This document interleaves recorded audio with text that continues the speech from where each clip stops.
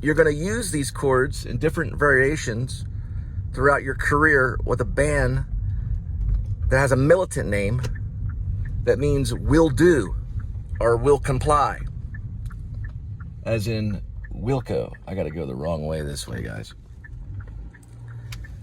And then he said,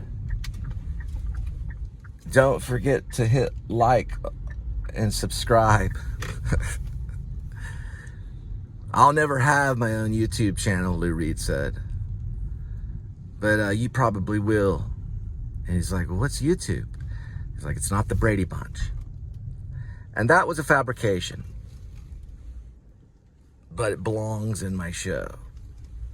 Because I was talking about lying the other night. And all these people going to get food.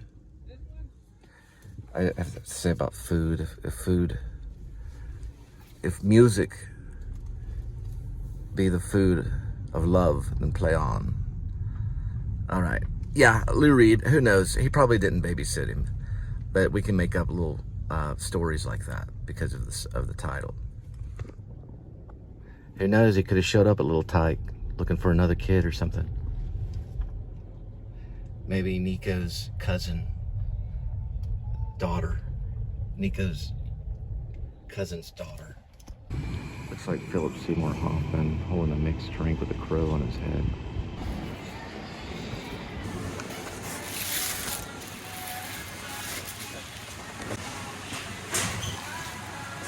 All right, Zala Pizza's on its way to Northside. 5:57 arrival, 12 minutes, 4.6 miles. 5:58 arrival.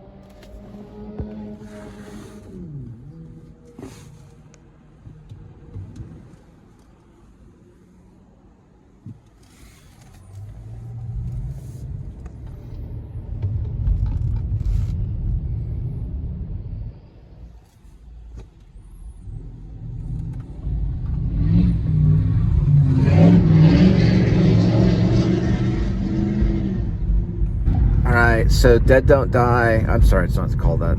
Lou Reed was my babysitter. It ends abruptly, like a lot of the songs on disc 2. It just, they end with repeating the Dead Don't Die over and over. The dead don't die, the dead don't die, the dead don't die, the dead don't die, the dead don't die, the dead don't die, the dead don't die, the dead don't die. You know, it goes on for a while. There's probably a strategic aspect to it, hopefully. Yeah, it just bam, it just cuts out. It's a really cool song.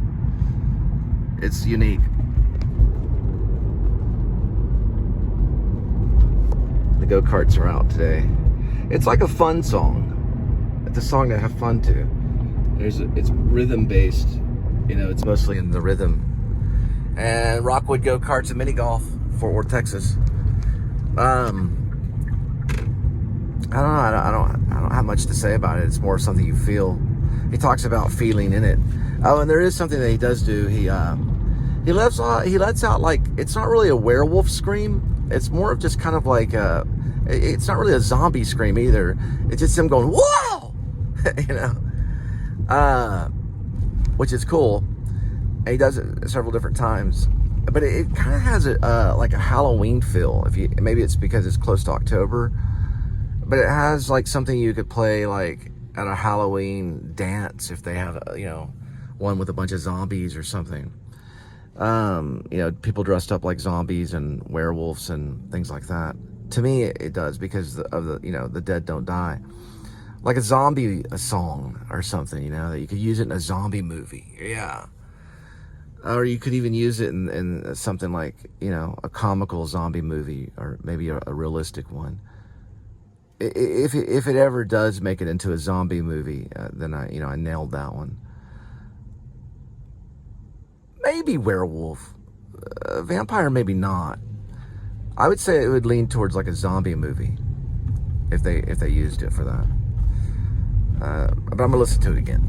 I think he says something about a sticky cobweb on his shoe, and he wants to dance into you, spill my drink. Rock and roll will never lose. This sounds almost kind of like some like Neil Young kind of stuff, you know, like iconic statements, you could say, about rock and roll. And, you know, like when Neil Young wrote the song Rock and Roll Never Die. My, hey, hey, my, rock and roll will never die. That kind of thing. You can tell that I know a lot about Neil Young. But you know what I mean? It has like, he's quoting, or not quoting, but it's kind of like an homage to some of those types of songs. Those anthem songs about how rock and roll won't die. Rock and roll will never lose, you know. We've got rock and roll. If you take everything, you know, we still have the rock and roll. We still got a rock, you know. We're gonna rock. That kind of thing. But an alternative. You know, he could have easily said alternative rock will never lose, you know. But he didn't. He said rock will never lose, which is kind of cool. It would be weird to say alternative rock will never lose.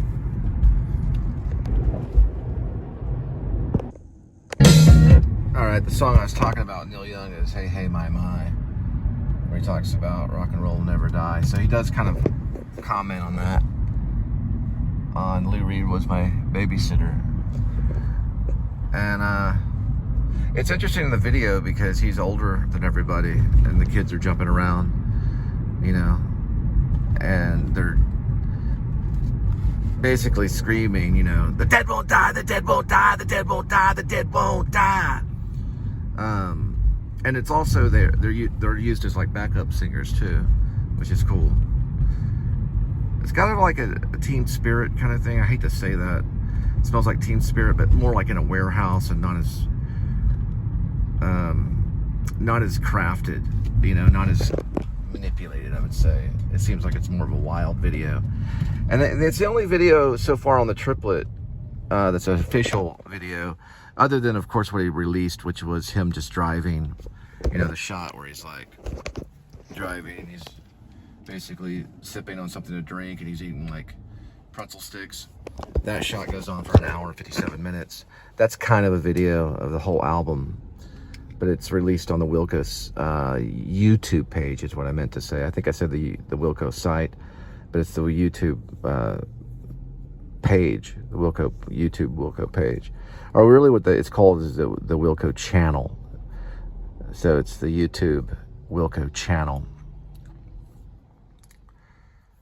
Sorry, I was beat as a young kid. I'm just gonna be honest with everybody.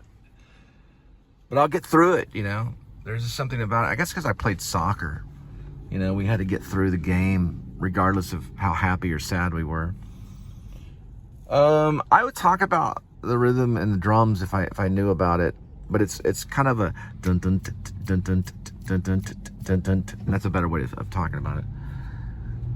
It's not quite fours. I don't think it's in fours. 1 and 2 and 3 and 4. It's more in like twos.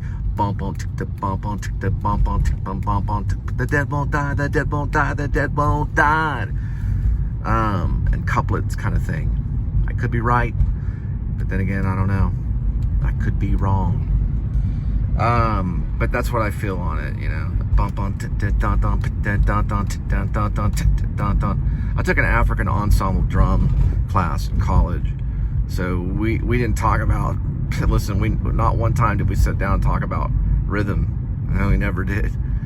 We just did it. He showed if he was going to talk about rhythm, he didn't say anything in a sentence. He just went like this. And then walked away, and that was your drum beat to lay down among all the other drums. When he talked in drum language, like he talked basically with his hands and banging on the drum. That's how he taught. His name was Gideon. He's probably still at UNT too. He went to Chicago for a while too. He was discovered in Chicago as a drummer. Then he was brought to UNT, and I took his class. But, you know, I mean, we can sit there and say, okay, it's a C chord and F chord, and all that's great and fun, you know, but it's not going to make the song great, you know. It's like you can't learn to plow by reading books. So I guess instinctively, you know, this is kind of like me hearing the song and just talking about the music, without any music theory involved in it. More of like how it's affecting me. And yeah, Lou Reed was that way, I think, a little bit, yeah. Lou Reed definitely had a mysterious understanding of rhythm that other musicians had no idea what was going on. And Velvet Underground was definitely a rhythmic band that relied on that, you know. So it's a good title for the song, because rhythm is part of it, I think. Of what makes it work is the rhythm of the song. And that might be something. All right. We'll look at the next one later. All right. Amar Bharati. Started in 1973. Kept his arm raised for years in protest, and never brought his arm down to represent peace. And to celebrate Shiva. Amma Bharati kept his hand raised. He was an Indian Sadhu in an act to. So Amar Bharati kept his hand raised for years in devotion as a testament to Lord Shiva and to peace and harmony over a period of many years. It started in 1973. And that's the next song that we're going to be looking at. So that's his name. And he was a Sikh from India who was part of the Sidhu, I think is what they call, and was basically a protester for peace and harmony and for devotion to Lord Shiva. And that's this song we're going to listen to. All right, got one at Taco Heads. 6:19 arrival, 2 minutes, 1.3 miles for the pickup. All right, Taco Heads. Well, I have to think of the Beatles when I think of Amar Bharati. And, you know, they led people to India, I guess, for peace, you know, during a time of war. It's 2 minutes and 26 seconds, Amar Bharati. And it's about him and about how it's a true story. It's a fairly simple song. It does bring in kind of some Indian sitar almost sounding. I don't know if it's an electric guitar. I think it is an electric guitar that he's using. But it's an interesting song. I liked it.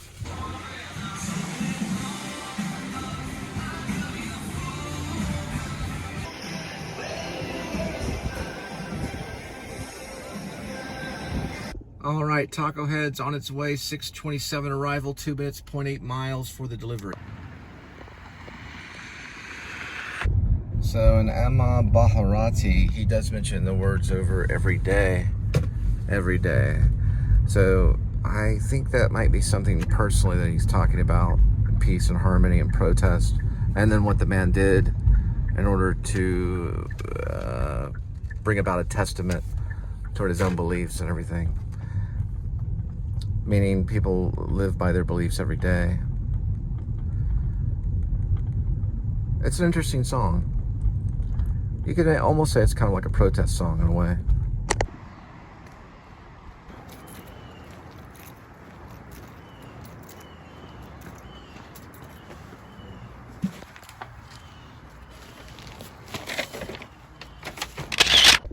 All right, got Chipotle, 6:36, 5 minutes, 2.1 for the pickup.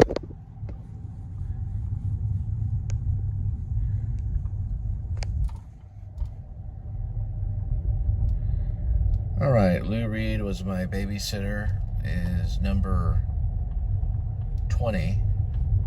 21 was Amar Bharati, and 22 is going to be Wedding Cake. It's a total of 30 on the triplet album. We're going to listen to Wedding Cake. Here we go with Wedding Cake. All right, Wedding Cake is about 1 minute and 51 seconds. It does have a guitar on it. It sounds like these strings are being pulled, and there's kind of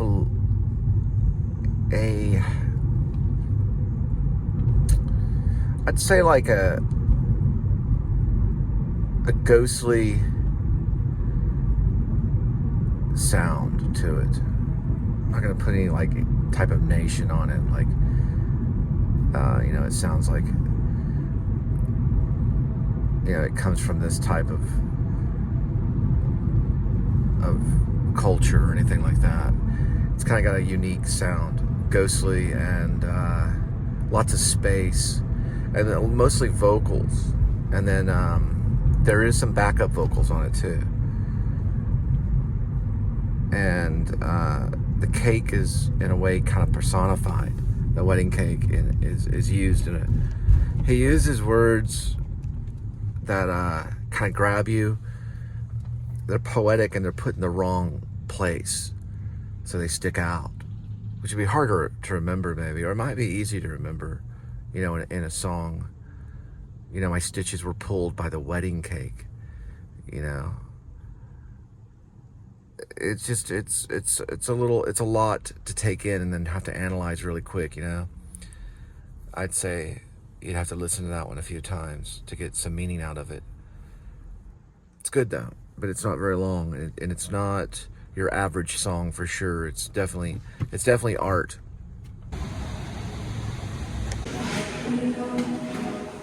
All right, this Chipotle's on its way. 6:52 arrival, 5 minutes, 1.1 mile for the delivery. In Spain.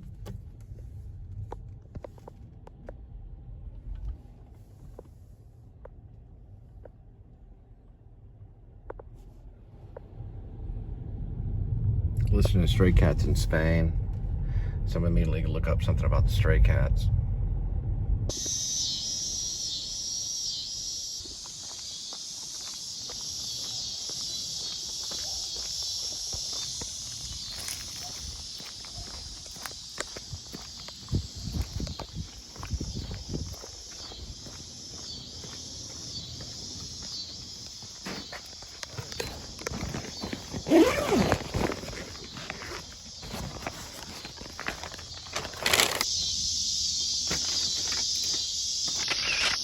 All right, got one at Mellow Mushroom on our way for the pickup. 7:08 arrival, 6 minutes, 2 miles.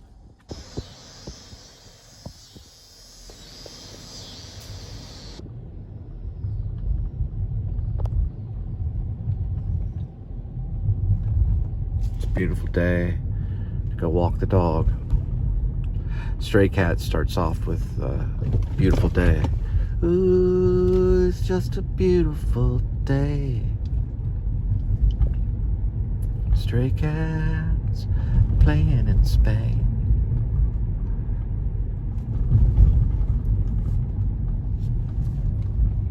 All right, Stray Cats in Spain, which is this one right here on disc 3 of Jeff Tweedy's Twilight Override. Is he talking about the Stray Cats, the band that formed in 1979 in the New York area? Brian Setzer, one of the vocalists? Yes, I think he is. If you go way back into Jeff Tweedy's beginning states, he had a band called the Plebes, which he started, I believe, with Jeff Farrar, which he met in high school, and that was a rockabilly band that later he wanted to change to the Primitives, and they changed their style. They no longer went rockabilly. So I think he is talking about the Stray Cats. And are they playing in Spain? They certainly could be, because they're still around. And it was probably a beautiful day when they played. Maybe he was in Spain at the time, I don't know. But I think he was talking about, or is talking about, Stray Cats in Spain. And it starts off very slow, and it's nostalgic.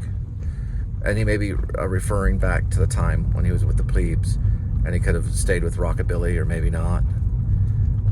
He doesn't mention rockabilly, but he does mention Stray Cats, and he does mention Spain.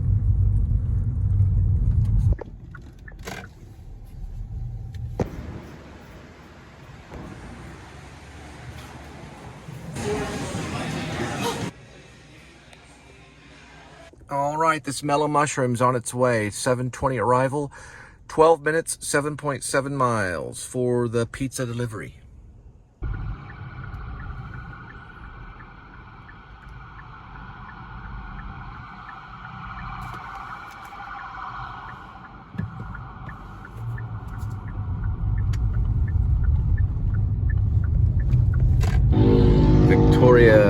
Gasteiz, Vitoria Gasteiz, Spain. They played their 2019, the Stray Cats. And there's, I believe it's the Esquina Festival. And I don't know if Tweedy was there, but he probably was. And he talked about a hotel and looking at a mosaic, following a mosaic. So, yeah, probably he was there. Whether he saw him play in the streets in the festival, Stray Cats, they're the rockabilly band from 1979, New York area. Brian Setzer formed them. Yeah, he probably is talking about that. But then there's also metaphors of stray cats actually playing in the streets of Spain. Like, you know, real kitty cats. I don't know. We'll have to see. I'm kind of a cat man myself. I don't mind dogs. I had a dog when I was younger named Smokey, and another dog named Bandit. My stepfather had tons of dogs growing up. There's always some cat around, you know? Just kind of chilling. Sometimes they like to be cuddled with, sometimes not. They're known as crazy. Dogs are known as being loyal. It's kind of somber, though. It has like this, for some reason I thought a little bit of U2. I'm sorry, I don't mean to bring U2 involved in it. Because of how the guitar kind of echoes, it kind of does this wah wah wah wah wah wah wah. What a beautiful day. Following a Moses.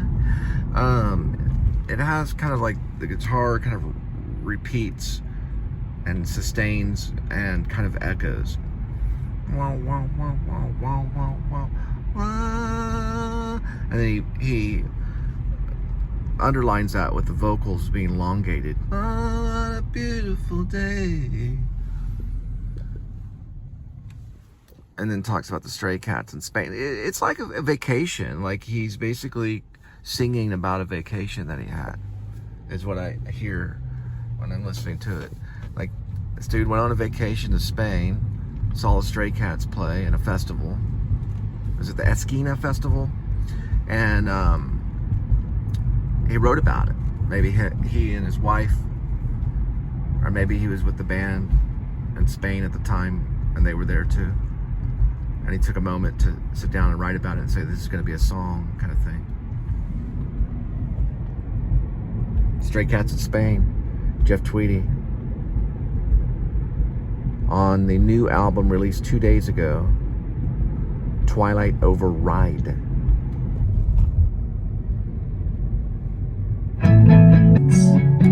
So the reason I'm doing this, I've got a good answer. Here's my answer. When I learned about forgiveness, at the same time, I learned about the value of music. And that's a true statement. And that's by me, Cole Spivey. When I learned about forgiveness is when I also learned about the value of music. Remember, I told the story about the Christmas Elvis album and the kid calling me a liar because I said I had one, or our family had one. And then we had to apologize to each other. That day was around an album, a musical album surrounding Christmas. And it was a lesson to be learned about forgiveness that day. So that's a reason. And it's valid. And I'm not just blowing this off. I'm doing the best that I can. I don't have the lyrics. The music was released 2 days ago. And this is something that I'm doing. But I learned about forgiveness when I learned about the value of music. The reason the kid called me a liar is because his family had an album about Elvis, or it was an Elvis album about Christmas. It was, it was a Christmas album written and produced and sung by Elvis. And I thought I was his friend, so I could have one too. And I don't know if we had one. We probably didn't. We might have. We might have something similar. And we could have been talking about the Chipmunk album too, because we're talking about a lot of albums that day in first grade. It was in first grade when that happened. I remember it just like yesterday, because it threw me off when someone screamed out, "Liar! Cole, you're a liar!" And I had to bear that insult. Then there had to be forgiveness shared, because the teacher made the kid forgive me. I mean, the teacher made the kid apologize to me, and then me accept the apology in front of the class. That's what the teacher did. So it stuck with me, and I learned about forgiveness. And I had to sincerely accept the apology. And that was around music. That was about a vinyl record made by Elvis.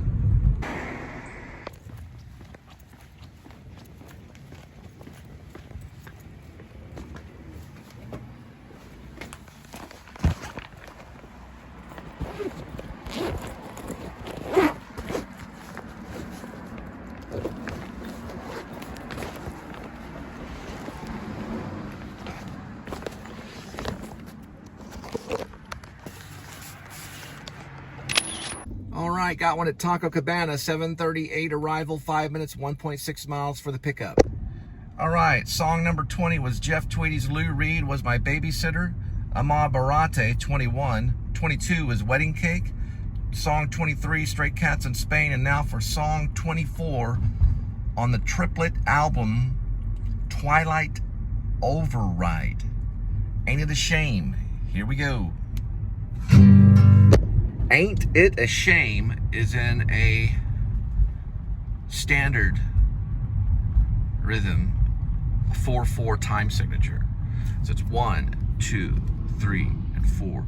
Well, each note represents a quarter note. So 1 and 2 and 3 and 4. 1 and 2 and 3 and 4. I know that because of dance. I studied some dance and music too, but it's in a standard rhythm. It's nothing special on the rhythm. And it gives him time to fill in a lot of space. He's big about rhythm. So each note represents a quarter note in the rhythm. Dun, dun, dun, 1 and 2. I think it's called a 4/4 time signature. It's written that way, 4/4 time signature. At least it is on the internet. So basically each beat will represent a quarter note and the rhythm. They call it standard rhythm. Taco Cabana. I believe it's called a 4/4 time signature. So I'll give you an example. 1 and 2, 3 and 4. A third would be 1, 2, 3. 1, 2, 3. And 2 would be 1, 2, 1, 2, 1, 2. That's kind of a version of his on this song is a 4, so it's 1 and 2, 3 and 4. On our way with Taco Cabana, 7:55 arrival, 10 minutes, 7.9 miles for the delivery. Well, it always made me wonder why he called the band Wilco, which means will comply. It's a militant term. And Ain't It a Shame kind of talks about a person on a beach. There's no clouds, there's sun in the sky, and it's a shame that then death is mentioned and youth, being young. It could be, because there's D-Day. On D-Day they were on the beach, at Omaha Beach. They were young, yelling out for their moms. And then, is he talking about the whole country? Is he talking about maybe dying young, or that's not the way to go? That kind of thing is what I'm hearing in the lyrics. And then it's also the definite 4/4 time signature. The dun, dun, dun, dun. It's consistent somewhat throughout the entire song. The guitar comes in a little bit, changes it a little tiny bit, but it remains pretty much the same throughout the whole song, which is different than the other music. So it's a low key, it brings things kind of on a down low. It's a more mellow kind of thing, nostalgic and sad. All right.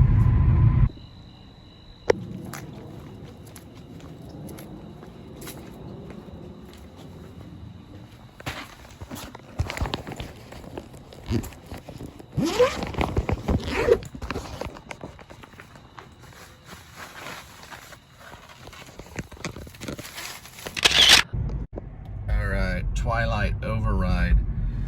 Well, I looked up the word override, and it's to cancel with authority.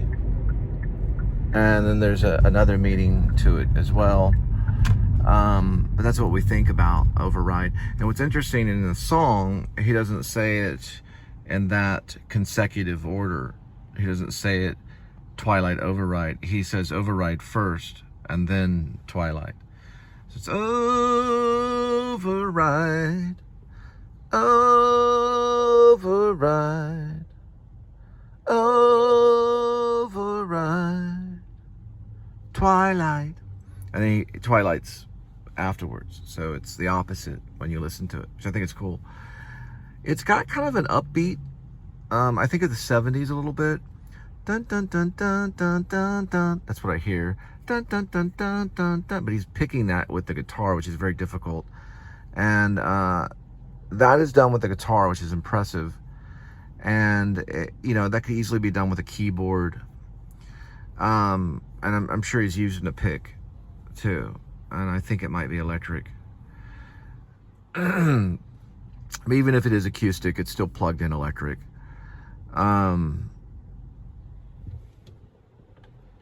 Maybe it'd be an electric acoustic, I guess you could say. But it sounds higher end, the picking, and it does sound like, almost like something that would be done on a keyboard, but it's done on the guitar. Check it out. So in the song Twilight Override, there are backup vocals, and also I think he brings in a slide guitar or something that sounds similar and you can kind of hear it in the distance. And there's some sound effects and stuff, which he uses throughout the entire triplet album. There's a lot of sound effects. I meant to mention that too on Wedding Cake. Sorry about that, I forgot. Wedding Cake has a lot of sound effects as well. Just instruments that are being used to make certain sounds, to give an ambiance, kind of a dramatic feeling, and to take the audience or the listener to another place, which is something Tweedy's an expert at, especially with Wilco. Wilco's always just, been great with making instruments sound like things that they're not exactly, or instruments that sound like sound effects at times. It's a theatrical thing, and that's kind of why I may be reviewing it, or I'm attracted to Wilco, or I like to listen to Wilco and Tweedy. It's because they do that. They bring a theatrical aspect to music. Not in like a musical, like a Broadway musical way. Not really that. It's not show tunes. It's theater, like old school,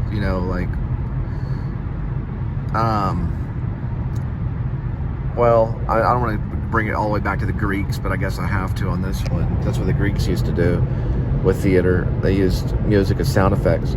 But then it's in theater, you can use a piano to piano strings to have certain sounds for dramatic effect, just like you can do with a cymbal. You can use a cymbal to represent thunder. In Twilight, Override, I would say that it sounds kind of like stars in the sky twinkling. Hey, that's an original thought. Give me some credit on that one. I think so far this has been the third time around on the third disc I've gotten kind of good at it. The first time, butchered it. That first disc, I'm sorry about that, sincerely. Second one, yeah. Now on the third one, I might be getting something, but it's hard to do. All right, and so I'm stretching it big time. This is a way to get out there, get your chops going, talking about music. It's a must for anybody that does this kind of stuff, and just do it. Just go with it and go forward. Everybody can talk about music in their own little way. But yeah, it sounds like twinkling stars, and it's called Twilight Override. And maybe in Twilight you do see stars. But bam, bam, bam, bam, bam, bam, bam. And that little part right there kind of is a pick-me-up. So he's good at like sustaining, bringing you down a little bit, and then picking you back up and giving you the lift. And I'd say the climax of the whole, so far, of the whole triplet album, it's 3 discs, it's probably going to be Lou Reed Was My Babysitter. That's probably going to be the climax, the climactic point, which is also the #1 hit on the album. It's got 66,000 or 69,000 views now on YouTube. I'm just going by YouTube only, but 69,000 views on just the video, the official video, which is good for 2 days. That's very good, and that's probably going to get up to the millions, which is a good thing for YouTube. Hopefully, we'll have to see. It will. It'll hit the millions. But yeah, you know, I feel safe talking about Tweedy. I don't know if he would go off on me, you know, if I did a personal interview and say, I would say, you know, you didn't watch those old vlogs I did back in 2025 about Twilight Override, did you? And he's like, yeah, I've been meaning to talk to you about that before the interview. I was like, I just want to say that was a practice one for me. That was me stretching it because I've never done that before. Not really, but I guess I chose that album because I woke up to it for one thing and I fell asleep to it for another thing with my headphones on. So that's the way it went down. That's the way it goes. That's my show. Also with Twilight Override, after the twinkling sound on the guitar, which is what I'm calling it, ding, ding, ding, ding, ding, ding, ding. He's picking it probably with his fingers there. And it goes into like a heartbeat of the drums. I like that. That's in some Velvet Underground stuff, and you know, it brings kind of a life to the song. You know, it brings the actual hearing of the heartbeat. You know, experiencing that sound, which is in a lot of music. And Twilight Override, it needed to be there. And I like how he went and switched the two and said Override and then Twilight. And so you read it, and then when you hear it, it's the opposite of what you read. I think that goes on in that album, in these triplet albums, a couple of times, I want to say. And I remember I don't have the lyrics to any of this, so I'm just listening to it because I don't think the lyrics have been released unless you actually go physically buy the album, which is something I'm not in the real financial situation to go buy an album right now. But I certainly can access it on YouTube.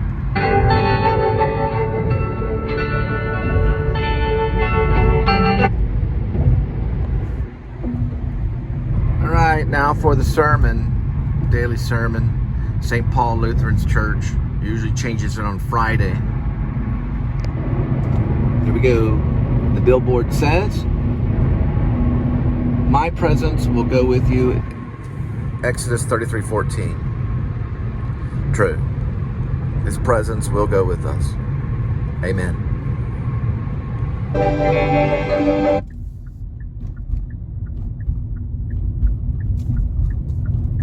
All right, Torchy's Tacos on our way. 8:20 arrival, 3 minutes, 1 mile for the pickup. Grand Burrito and Trailer Park Trashy. Torchy's.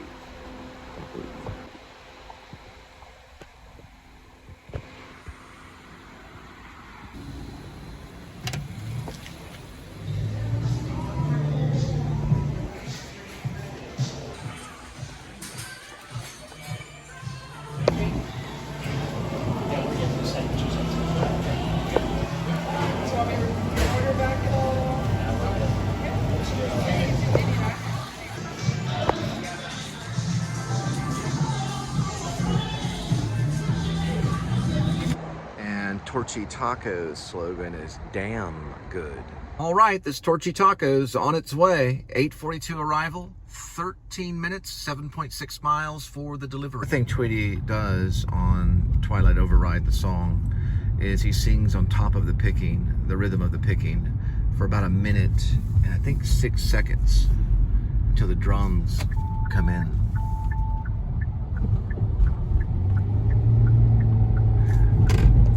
Check that on the time.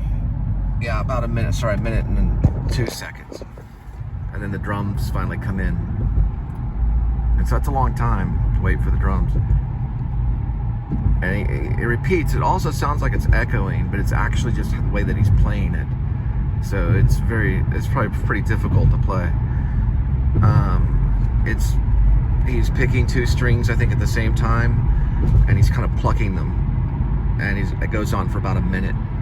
And he does have the chorus come in too, he sings it on the chorus, the override, and that will come in, I believe, after the picking. Then he goes back to the picking, where he has the lyric, or it'd be like the stanza 1 and the stanza 2, probably stanza 1, and then at about a minute, then the drums come in, which gives even like a pick-me-up, a dramatic change in the song. All right, so I looked at it again. It's at 1 minute. The drums do not enter the song on Twilight Override until 1 minute. That's Twilight Override, the song. And there is a little bit of electric guitar. It's not really a solo. It's more like ambient sounds that happens within that first minute, as well as the picking and the stanza, and also the chorus, which is override, override. And see how it says Twilight Override? So he says override first, so it does it the opposite.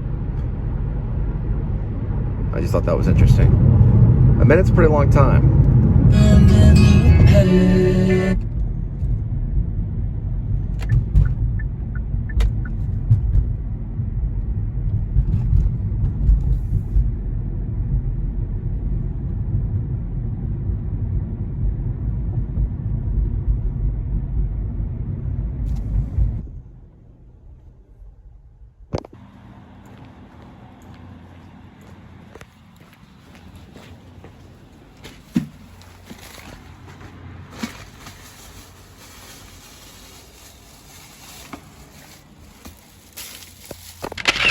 All right, got a big one at Wingstop on our way. 8:54 arrival, 7 minutes, 2.1 miles for the pickup.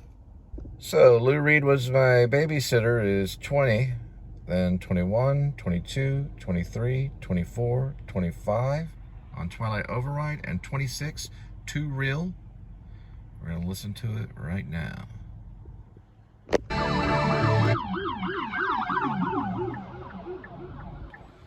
That's probably for the wreck that we passed earlier. There was some first responders coming through with some cleanup crews behind them. Or maybe it's a separate call. Yeah, that's a separate call.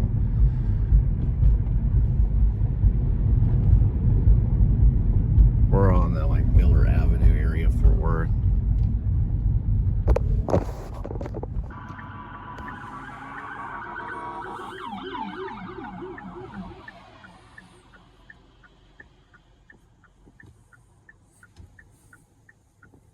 Like I said, Miller Avenue.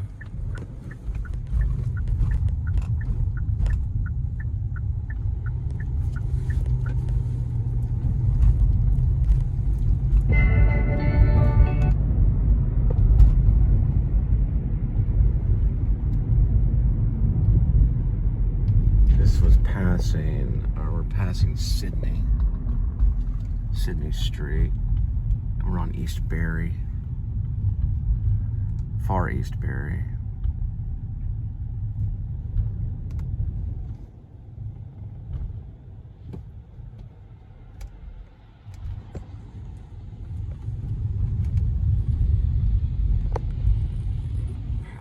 It's by the yard right there. Oh, we're supposed to slow down, buddy. That's gracious.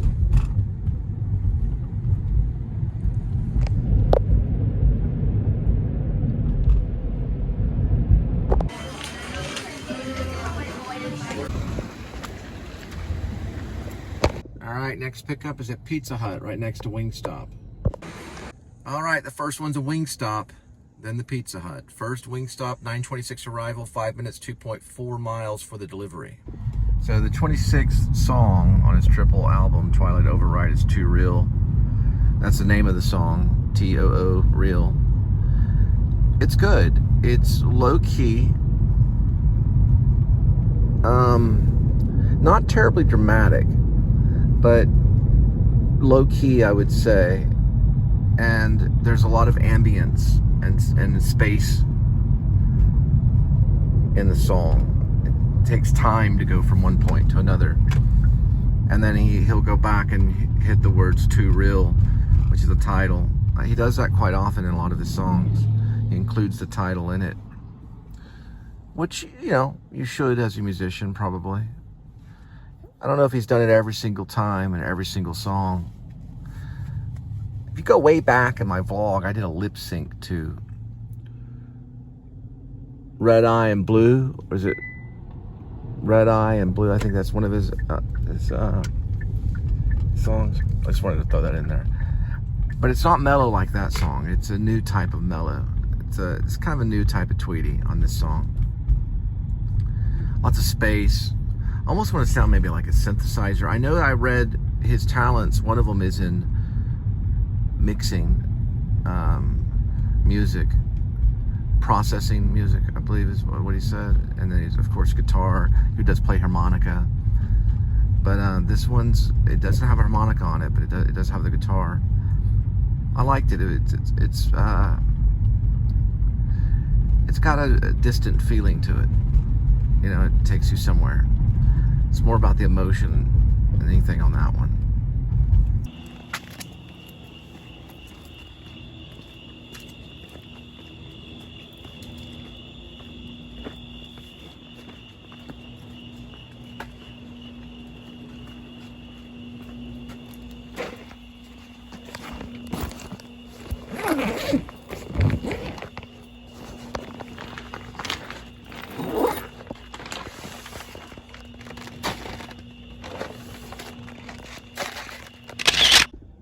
Next one is Pizza Hut, 9:35 arrival, 4 minutes, 1.6 miles for the delivery.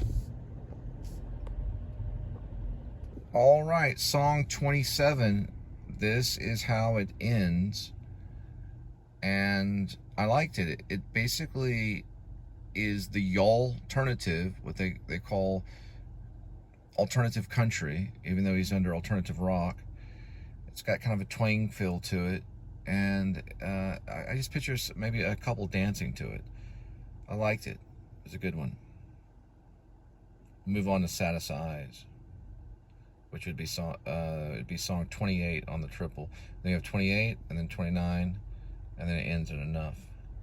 So we'll do Saddest Eyes. Here we go. You had the saddest eyes. I believe it goes into a waltz, if I'm not mistaken, or something similar, and then it goes back and sustains to like this maybe country sound, and eventually dips back into a waltz. Very much going back like the band. And I'm talking Robbie Robinson and Leon Helm. I'm feeling that there.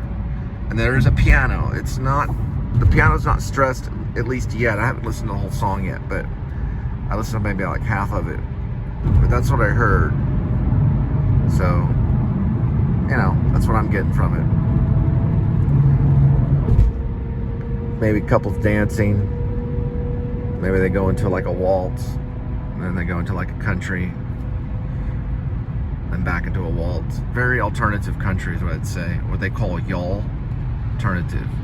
As in y'all, hey y'all, alternative. Y'all alternative is a new sound. But Jeff, you know, he keeps his original voice and everything. You know, he doesn't get all, you know, down south where he, you know. But he's a Woody Guthrie fan, so it makes sense. So it kind of dips. I remember this in dance class in Austin. It's like boom, bam, bam, boom, bam, bam. Then we dip down, boom, bam, bam, boom, bam, bam, boom, bam, bam, boom, bam, bam, boom, bam, bam. I believe, if I'm not mistaken, that's the waltz, which is Saddest Eyes. I don't know. I'm thinking of Foxtrot, but you know, isn't that a type of waltz? But that's what we did in a waltz. You dip, couple steps, then you come back up. That's kind of the beat in Saddest Eyes. Or that's how I'd explain it to the band. Like, man, what's Cole talking about? Man, you know, as a musician, you got that hunger to want to create a new song, a new thing. But anyway, that's Tweedy and Wilco. They create new songs and new things, you know. They have that hunger. It's in the music. Saddest Eyes, check it out. It's on the new Jeff Tweedy solo album, 5th studio album, known as Twilight Override. And it is a pretty good one. I believe it's number 27, isn't it? 27th song. Got 3 more to go. 30-song compilation, 3-disc. 1 through 10 on the first one, 11 through 19 on the second one, 20 through 30 on the 3rd disc. Correction, Saddest Eyes is 28, song 28. Crybaby is 29, and Enough is 30. Sorry, I was driving when I was doing this. I'm driving while I'm doing this show. Yeah, so Saddest Eyes 28, Crybaby Cry is 29, and Enough is the 30 in the compilation of 3 disc albums, making up one of Twilight Override, which was released 2 days ago on the 26th of September.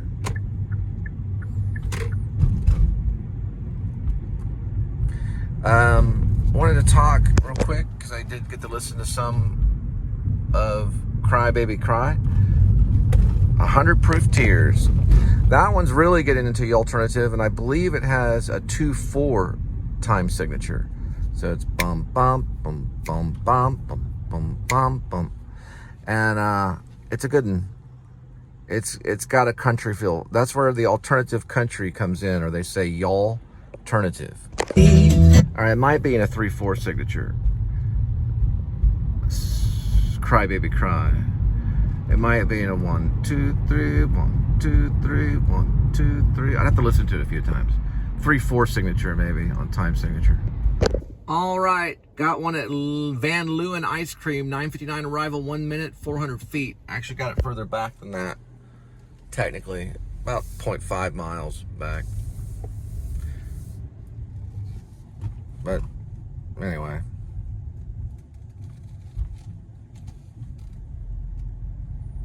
a little bit further back than that, probably about maybe 0.5 maybe or something, I don't know.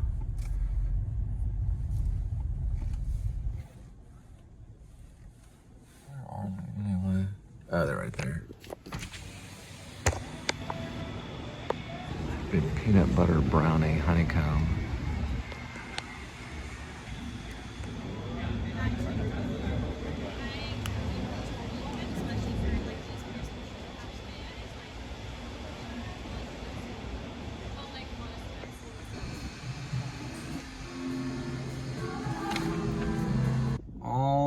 There's Van Leeuwen Ice Cream's on its way. 10:12 arrival, 7 minutes, 2.3 miles for the delivery.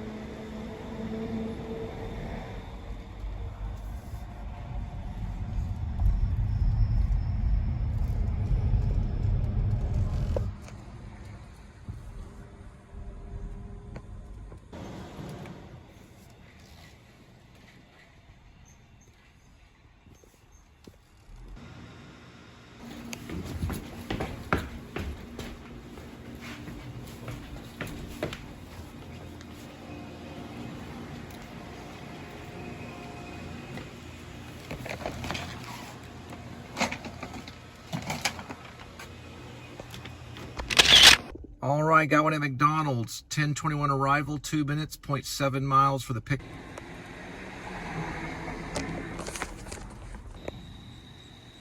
All right, got one going at TCU campus. 10:38 arrival, 3 minutes, 0.8 miles. Foster Hall.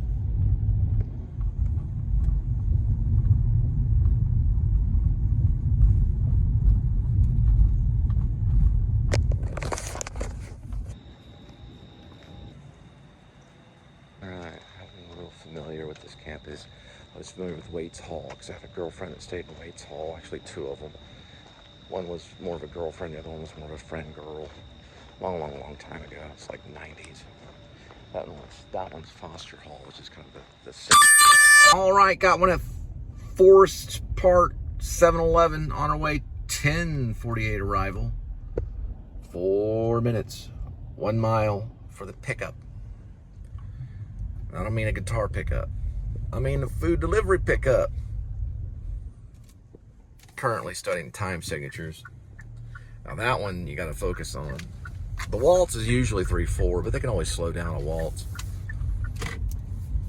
Don't know if I got it right, Tweedy, I'm sorry. But if I'm sitting in a squeaky chair and you're playing the acoustic, I'll at least try to squeak in time. That's your personal joke. So I'm learning the difference between 3/4 time signature and 4/4. And it has to do with the measure and the accented notes, or they called chord notes. So it's 1, 2, 3, 4. So the stress can be on 1, 2, 1, 2, 3, 4. That can still be a 4/4. On 3, it's going to be a 1, 2, 3, 4. It's where it falls on the accent. So a waltz is a lot of times it's going to be a 3/4. 1, 2, 3. But you could probably get a waltz in a 2/4, 1 and 2, and 1 and 2, 1 and 2. But usually 3/4, 1, 2, 3, 4, 1, 2, 3, 4. Dun dun dun dun dun dun dun dun dun dun dun.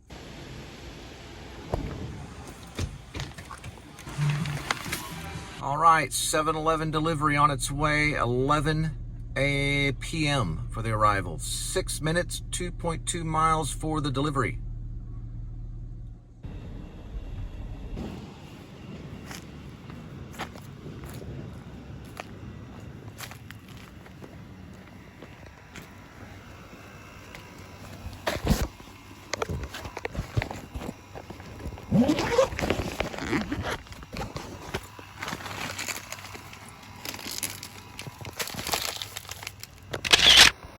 All right, got one at Taco Bell, 11:08 arrival, 3 minutes, 1.5 miles for the pick. Well, you can kind of tell he's a little bit different. He's not going to do vlogs like Justin Scard or Adam the Woo, who's a bass player for Guttermouth.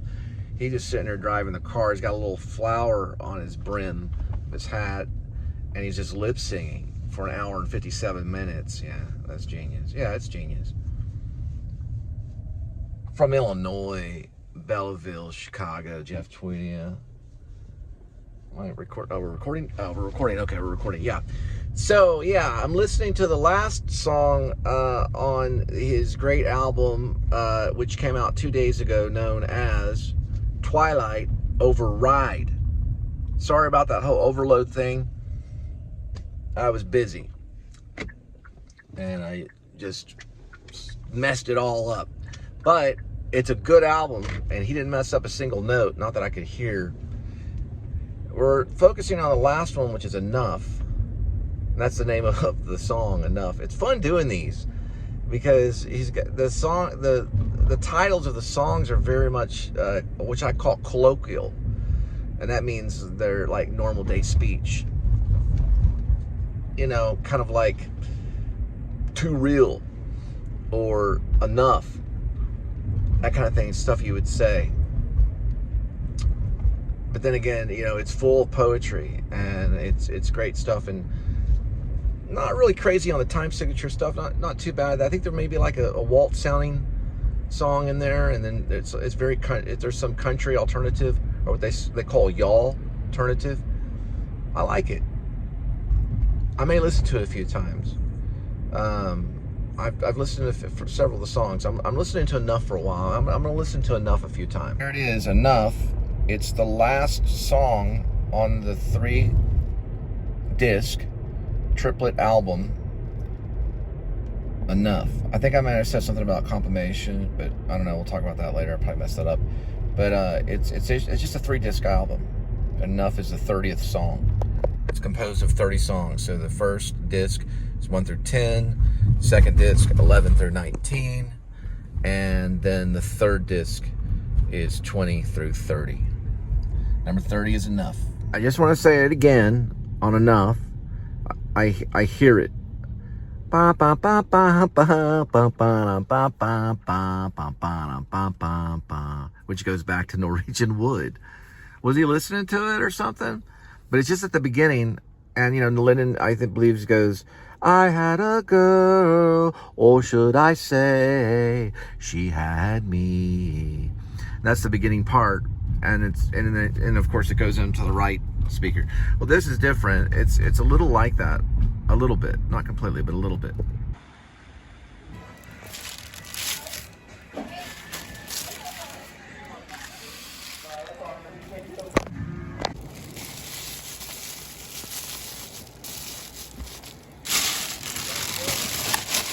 Right, 2 Taco Bells on our way. 11:32 arrival, 6 minutes, 2.3 miles for the first. On our way for delivery. All right, taking a Beatle break. So would you give it over to John Lennon or Paul McCartney for the front man? You know, of course, Lennon probably was, but who was the guy? Who was the star? That's a toughie. Now, easy on the eyes, you're going to give it to Paul McCartney.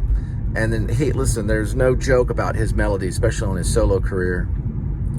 Live and let die. But on John Lennon, on the side there, you've got one of the greatest songs of all times, which was Imagine. It made the top, 10 list. Some say it's the greatest rock song, or if you want to call it a rock song or ballad. It's in the rock genre, probably. It could be found there, but it's a ballad. And they say it's the greatest song of all time. So I used it one time in a play at Trinity Valley. A play I did called Yellow Boat. We used Imagine.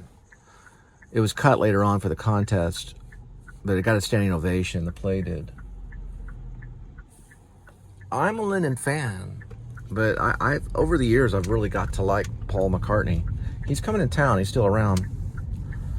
Okay, I just put it this way on the long run on Paul McCartney. I think the ladies, they all wanted Paul McCartney. I'd say he was the pretty boy of the group. Lennon was the dramatic one. You know, he was the one you could say with the brains, maybe. And some see him as the leader of the group. But to be honest, I really don't know. Liverpool, they're all from there. And John, he was the one that was the dramatic one, you could say. He liked to appeal to some of the nuts. I don't know, that's kind of my Liverpool accent right there for a moment. John Lennon. Yeah, me. Yeah. And then Paul McCartney kind of talked up here a little bit like this. Hey, Linda, let's go get a vegan meal. This one's hand to customer. Yeah, it's got all the drinks in it. Okay, wait, no, that's the other one. This one only has the Mountain Dew. I got it. Okay, I understand now. All right, next Taco Bell delivery on its way. 11:39 arrival, 4 minutes, 1.2 miles for the delivery.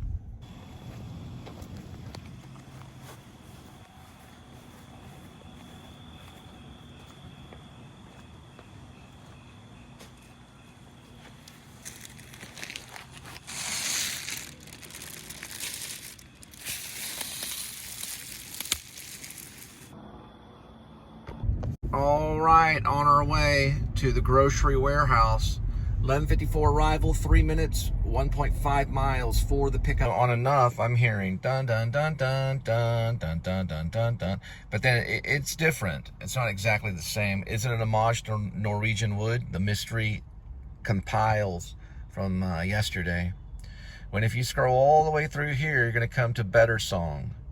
It's on the first, or is it second disc? It's second disc, I believe. Hang on. Yeah, it's a second disc. Second disc is Better Song, and that one sounds a little too like Norwegian Wood. I guess the proper English would be it also sounds like Norwegian Wood, which starts off, and I love that song. I had a girl, or should I say, she had me. I looked it up the other night and started studying a little bit about Norwegian Wood. Did Jeff Tweedy once play the song by the Beatles that was released in December of 1965, Norwegian Wood, on the album Rubber Soul? There's a good chance he might have. I would probably say 100% chance, but I don't know. I haven't talked to him, and I haven't heard it in a live stream. But I have heard him talk about John Lennon, so that's enough on that. Why does it sound like Norwegian wood? I don't know, it just does to me. But it doesn't have the sitar, and it's not Norwegian wood, and it is a little bit different in the tone, and it's not exactly the same riff, okay? So it's not Norwegian wood. But that's what I hear. It's just 2 times or 3 times, ba ba ba ba ba ba. I think it does it 3 times, dun dun dun dun dun dun dun dun dun, but it's flatter. It's like ba ba ba ba ba ba ba ba ba ba ba ba ba ba ba ba. So it just repeats that rhythm. Not that it's a bad thing. It's a cool song. I'm gonna have to listen to it. It's compiled with a lot of different instruments and stuff like that. So I'm just giving you my first reaction to Enough. The last song, song 30 on Twilight Override, released 2 days ago. The lyrics aren't out yet, at least you have the album in your hands. Thank you, Jeff Tweedy. And that's all for right now on my wrap up on the 3rd disc of Twilight Override, solo album by Jeff Tweedy, the lead singer of a band called Wilco. All right, grocery warehouse delivery on its way, 12:04 arrival, 4 minutes, 1.8 mile. It's a nice little street cat right there, a little white, the raccoon tail. All right, second warehouse grocer on its way, 12:27 arrival, 17 minutes, 11 miles for the delivery. Just gonna show the lineup of Wilco on the end note. I don't know if they're all on the album, but that last song, it felt like they were. There's Jeff Tweedy. That's their bassist, John Stirrite, or Stirrit. And listen, this guy's a hard worker too. He's a great bassist. Nothing to sneeze at. John Chadwick Stirrit.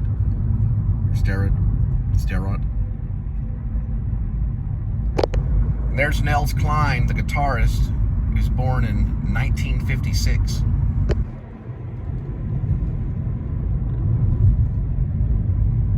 Man, that is not a convenient place right there. Prayers go out. Continue the lineup for Wilco.